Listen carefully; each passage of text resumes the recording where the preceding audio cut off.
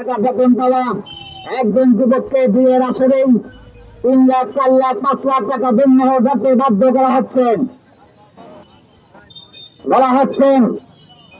বলা হচ্ছে তুমি যে স্ত্রীকে ছাড়বে না তার এটা গ্যারান্টি, কিন্তু স্ত্রী যে স্বামীকে ছাড়বে না তার কোনো গ্যারান্টি নেই।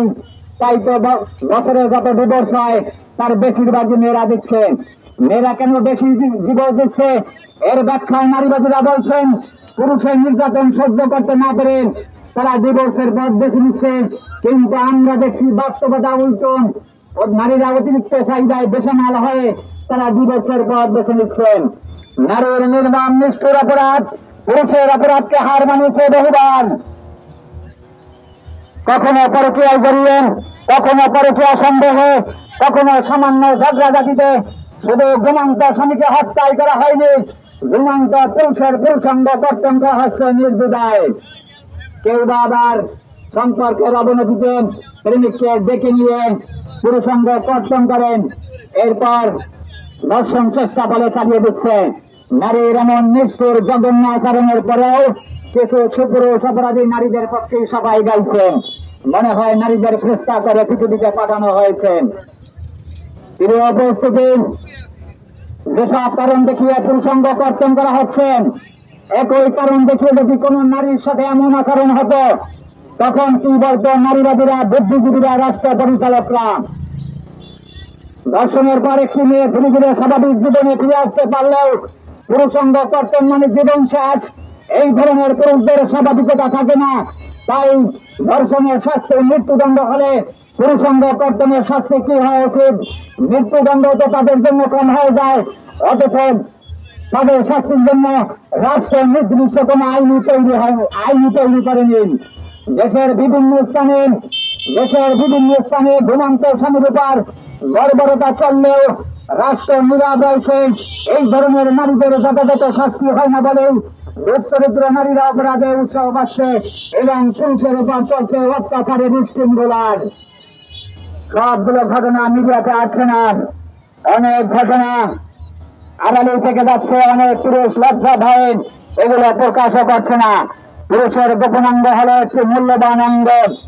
যদি অঙ্গহানির সাজা, আঙ্গুল কাটার সাজা এবং পুরুষাঙ্গ কর্তনের সাজা একই হয়, তাহলে এই ধরনের অপরাধ কখনোই থামানো সম্ভব হবে না। তাই পুরুষাঙ্গ কর্তনের শাস্তি মৃত্যুদণ্ড করতে হবে। পুরুষ যদি কোনো অপরাধ করে থাকে তাকে শাস্তি দেওয়ার জন্য, নারীকে সুবিচার দেওয়ার জন্য নারীদের জন্য সংবিধান ভরপুর আইন রয়েছে। এরপরেও নারী অপরাধ বেপরোয়া হয়ে উঠছে। পুরুষের গোপনাঙ্গ হলে একটি বিশেষ অঙ্গ যার মাধ্যমে আগামী প্রজন্ম তৈরি হয়। তাই যারা পুরুষাঙ্গ কর্তন করছেন তারা আগামী প্রজন্মকে ধ্বংস করছেন। অতএব তাদেরকে কঠিন শাস্তির আওতায় আনতে হবে। যে সমস্ত নারীরা স্বামীর সাথে এত নিষ্ঠুর আচরণ করতে পারে তাদের ঘরে স্বামীরা কখনো শান্তিতে ছিল না। আর যারা প্রকৃত নির্যাতিত নারী তারা নির্যাতন সহ্য করে সংসার করে যায়, কিন্তু স্বামীর উপর এত নৃশংসতা নির্মমতা চালায় না। যারা নির্মমতা চালায়, যারা সহিংসতা চালায়, তারা সহিংস এবং বেপরোয়া মনোভাব নিয়ে স্বামীর সংসার এসেছেন। তাই সহিংস এবং বেপরোয়া নারীদের শাস্তির আওতায় আনতে হবে। পরিশেষে বলতে চাই, আপনারা প্রবাসীরা বিমানবন্দরে যদি হেনস্থা হয় তাহলে আপনারা বিশাল প্রতিবাদ করেন, প্রবাসীদের ভোটাধিকার নিয়ে আপনারা প্রতিবাদ করেন। কিন্তু যে সমস্ত নারীরা প্রবাসীদের অর্থ লুট করেন, প্রবাসীদের সাথে বিশ্বাসঘাতকতা করে, সেই সময় নারীদের স্বাস্থ্যের ব্যাপারে আপনাদের কোনো বক্তব্য নেই। এই নীতি পরিবর্তন করার জন্য আমরা অনুরোধ করছি।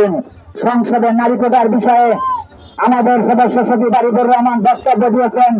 আমাদের বক্তব্য একই। নারীবাদীরা নারী কমিশন যে প্রস্তাবনা দিয়েছে যে সংসদে তারা নারী আসন চায় পুরুষের সমান সমান, আবার এনসিপি প্রস্তাবনা দিয়েছে তারা 100 নারী আসন চাইছেন এবং সবগুলো রাজনৈতিক দল এই 100 নারী আসন মেনে নিয়েছে। আওয়ামী লীগ শাসন আমলে সংসদের নারী কোটা ছিল 14%, কিন্তু সেই নারী কোটা এখন 25%। তাহলে বৈষম্য কিভাবে বের হলো? সংসদে যদি নারী কোটা থাকে তাহলে অন্য ক্ষেত্রে কোটা থাকলে সমস্যা কোথায়?